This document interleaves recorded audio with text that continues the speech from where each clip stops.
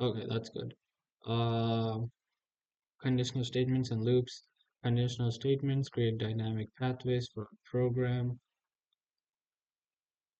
Uh, oh, and they execute different pieces of code based on different conditions. So it's pretty intuitive. If you, we can just look at the next slide and see what happens there. So if elif and else are keywords, and you learn the differences between the three of these soon, or maybe in the same slide actually. So if condition is evaluated first, then all elifs are evaluated after, and then if no conditions were met, the else block is executed.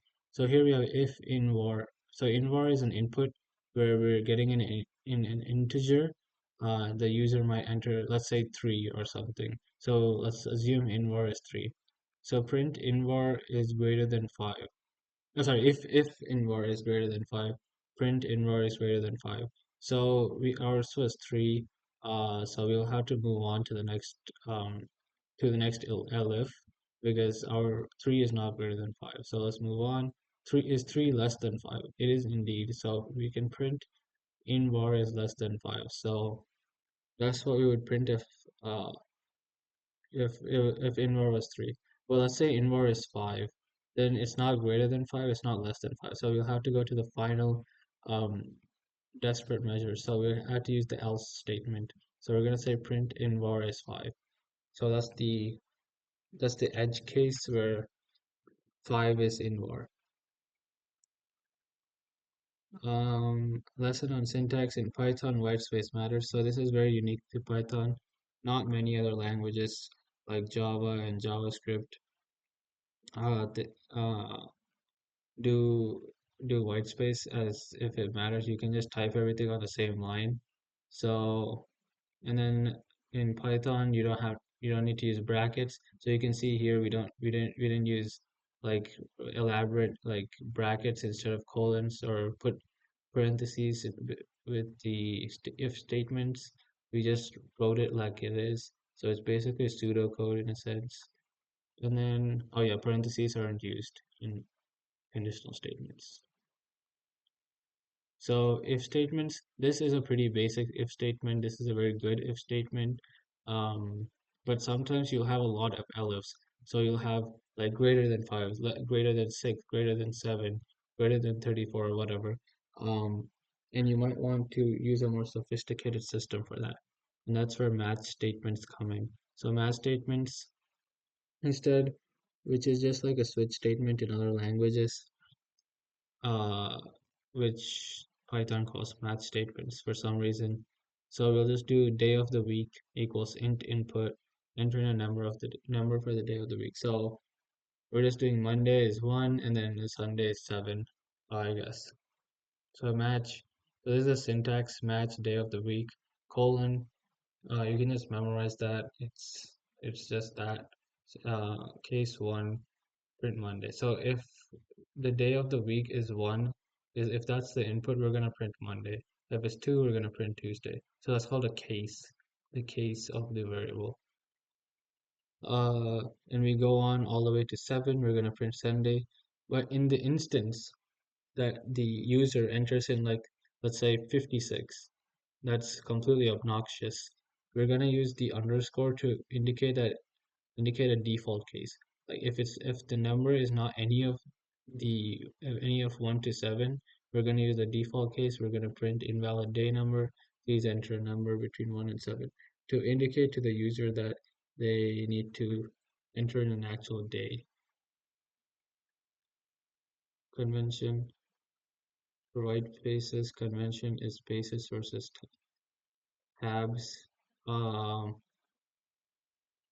well, you can use tabs. In an IDE, if you enter space, uh it's gonna automatically use whatever it likes. You don't really have to worry about indentation if you have like VS Code or something because you can just do Control F and it'll format the code for you. And spaces and tabs don't really matter either. Okay, default case. Oh yeah, the underscore is the default case. So a piece of so we're gonna look at loops. We have while loops and for loops. A piece of code is executed as long as a condition is true. So that's basically what a while loop is. So here we have I equals 0, while I is less than 5, we're going to print I, and then do I plus equals 1. So both these statements are going to be executed inside the loop. So, so I is less than 5. We're going to print I, and then we're going to do I plus equals 1. So the printing is done here. So we have I equals 0. We're going to go into the loop. We're going to print I. So we can come back here. We're going to say 0. And then we're going to increment I by adding 1. So I is now 1. We're going to go back in. We're going to print I. So that's 1. And then we're going to keep doing this until we reach 4. So we go here, we print 4, then we do I plus equals 1. So that's going to be 5. And then we say here I equals 5, we come back in, but we see here that I has to be less than 5. So 5 is not less than 5, so we just stop. So it's the piece of code, this piece of code is being executed as long as I is less than 5.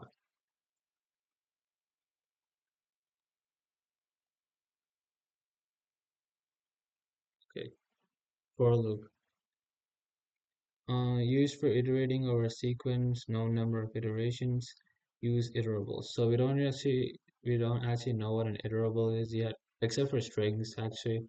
But we don't know the other ones like lists and tuples and whatever.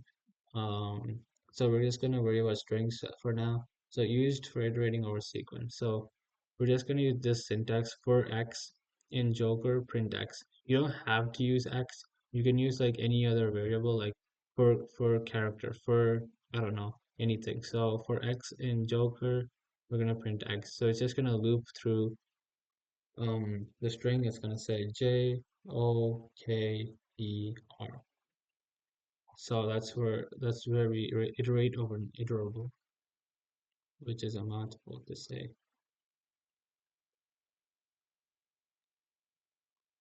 Uh, I haven't actually tried using an underscore there. We can test that out later. I don't know what would happen if you use an underscore for underscore in Joker.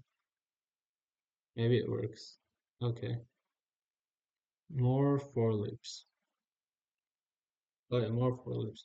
So the range function is basically it's gonna take the numbers. It's gonna give you the it's just a for loop with numbers, so you can do an operation like n number of times. So we're gonna in this case they're just using it to print x.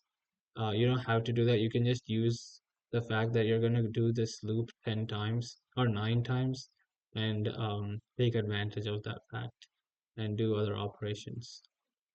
Or we have a list iterating over a list. So we have a list x, king, queen, prince, princess. For x in list x, we're going to print x. So it's pretty simple for x in list x. For each x in list x, print x.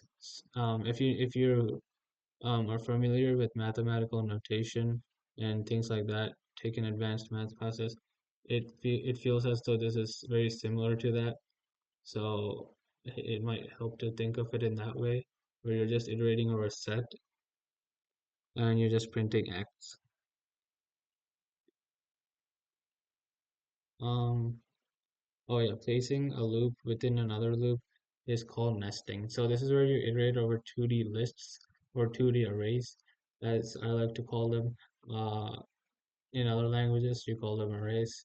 Um, so we have for I in range 1, 6, for j in range 100, 106.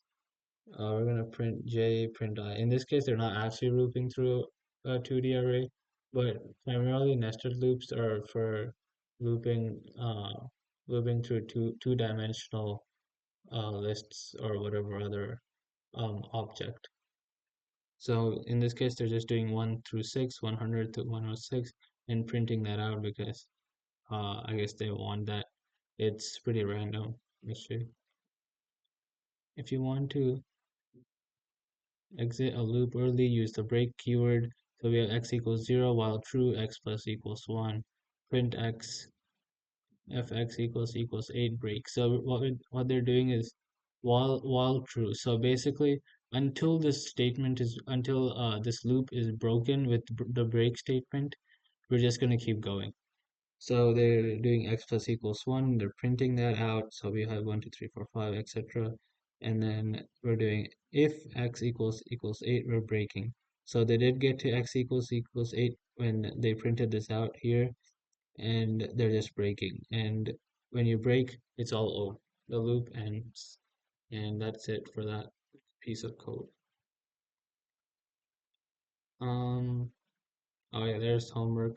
Let's go back and do the VS Code demonstration. And also try the for underscore and choker thing.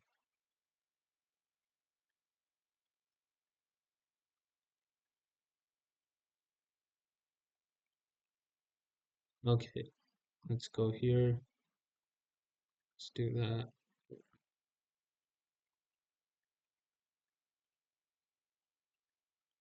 Okay, so we have print. Okay, so we're gonna go through the slides and do that.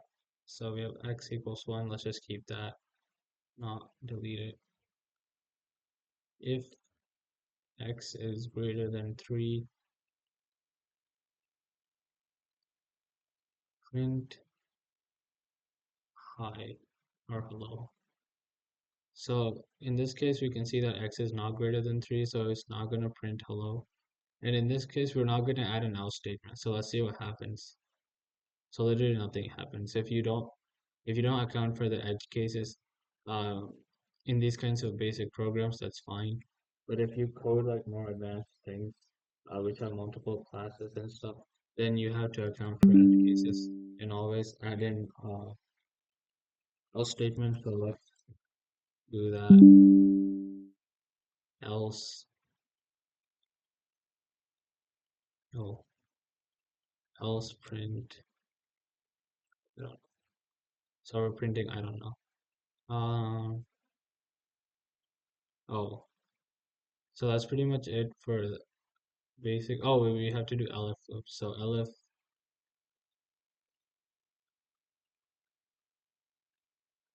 I realize we don't actually have to do this. I do that out of habit, but you don't have to. So elif x equals x is less than 3. We're gonna do print less than 3. So because x is less than 3, we don't need to go all the way to the else and print I don't know. We're just gonna do print less than 3. Does it matter how you label cases? I'll get to that when we get there. Um, so let's do the same thing. Let's just do that same thing with match statements. So we have match uh x. Let's just do match x, and then let's do case. I don't know. Let's do case 1, and then let's print 1. Case 2. Oh, case 2. Print 2. Let's not do that for everything. Let's just go directly to the default case because we're lazy. So let's just do print. I don't know. So x is actually 1. So in this case, we're going to print 1.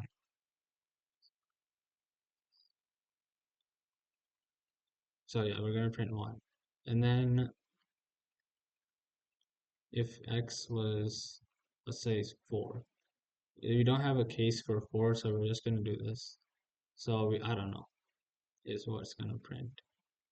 So does it matter how you label cases? Uh, you don't need, I don't know what you mean by labeling cases because you just put the condition as you would if it were an if statement in this or in this highlighted region.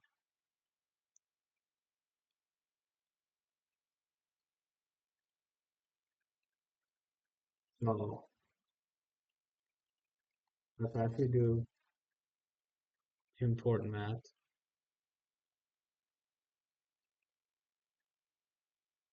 And let's do math.apps.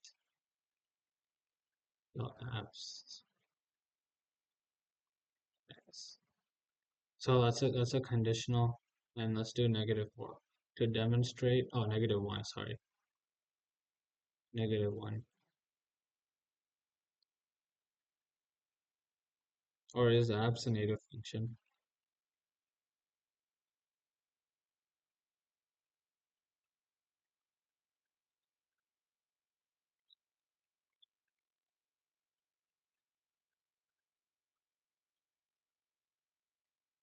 Just square root x.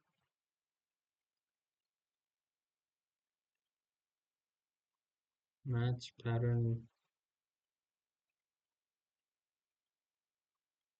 I don't know. I'll get back to you on this. I don't really use match statements a lot. Um, and I don't know. I'll get back to you on match statements. Apparently, you can't use them as conditionals. Yeah, I'll get back to you on it.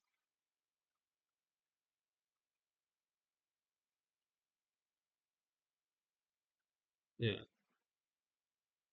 I'll send out an announcement on this because I don't know.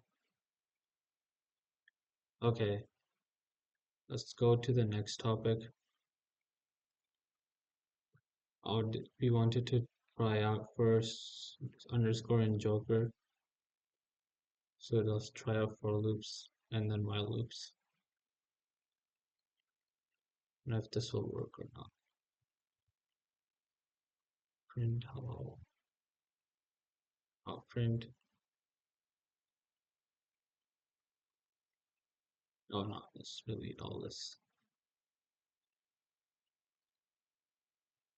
Oh, so yeah, for underscore does work. It's apparently not restricted, so that's good. So it's a for loop, and then what is it? Well, let's do a while loop. So while well, we have to have an iterating variable. So I equals 0, while I is less than 4. We're gonna do print I, and then we're gonna also we have to increment. Always remember to increment because if you don't, then you're just gonna end up in an infinite loop, and I'll show you the error there. So we have 0, 1, 2, 3, so that's pretty good. While I is less than 4, we're going up from 0 to 3. Let's say we don't increment and we keep going.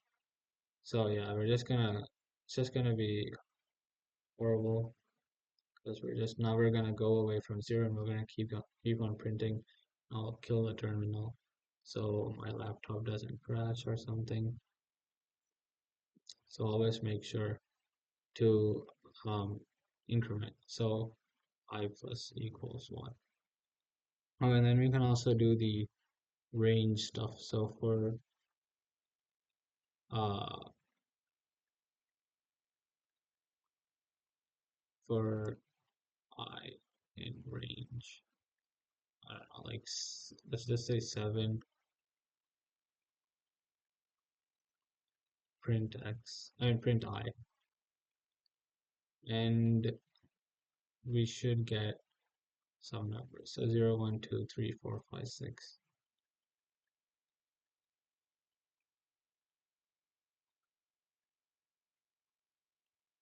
So that's 6. That's 7 numbers that it will give you, and it will start from 0.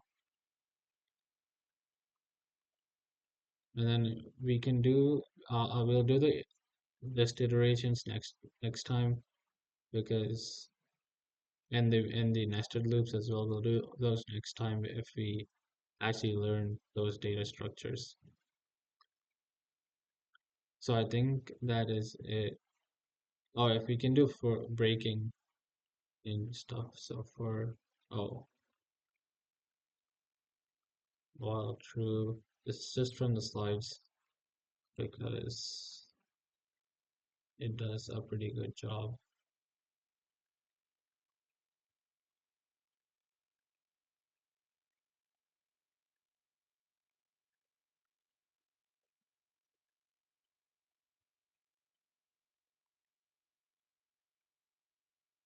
Okay, so yeah, while loop. Yeah, we're incrementing x each time. Oh, so we're incrementing x each time, and we're printing that out. And when we get to 8, we're just stopping. So that's pretty much the break statement. We just stop. What's the most common loop? Oh, the most common loop is definitely a for loop. The for loops are pervasive in all sorts of programs. While loops are definitely less used. Match statements are extremely rarely used, because they're mostly usually they're unnecessary because there's more efficient ways of handling so many cases. Like you can use lists and stuff. So that's why most people don't usually use match statements. And while loops are most people don't usually use while loops unless there's a specific case where you want to keep going until you stop. But most of the times the data set will be set in stone, or the things which you want to work on. So there's also homeworks which I will send out in announcements. If you sent your homework and I haven't graded it yet, I will do it soon, and then can also send new ones which I can also look over. Are there any other questions or demonstrations that you guys might enjoy or want?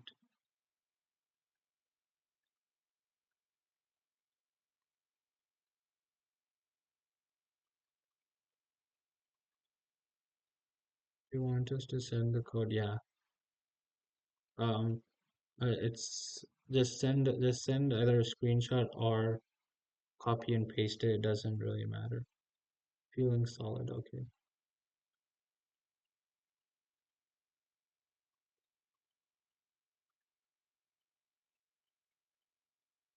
So is that it then?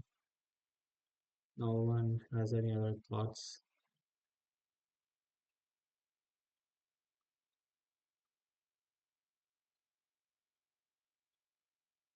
Yeah. I think the second part will, if I mean it might, if I got the recording correct, because Alex couldn't hear me and then he left, and he was the one who was supposed to be recording it. I'm also trying to record it. He's also recording another separate YouTube video, and he might go and he might publish it. Actually, that's a good question. I know in Java they Python has, I sorry, in Java there's continue statements, but let me quickly Google if Python has continue statements.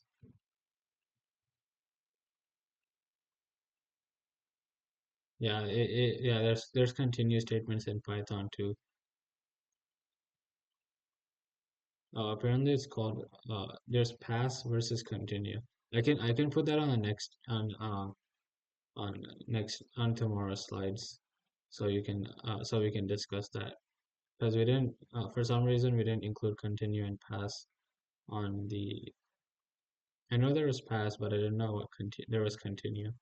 So we'll put both of those on tomorrow's slide, so you can get a clarification.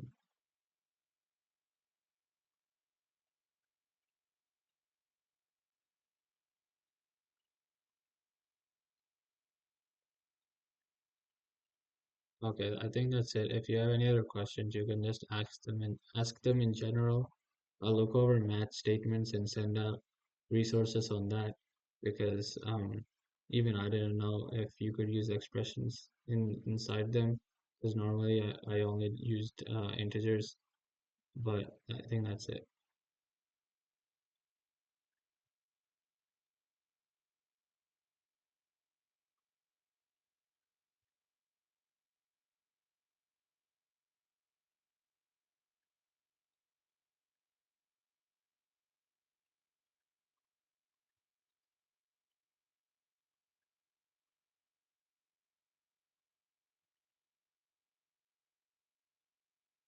I'll send out a syllabus.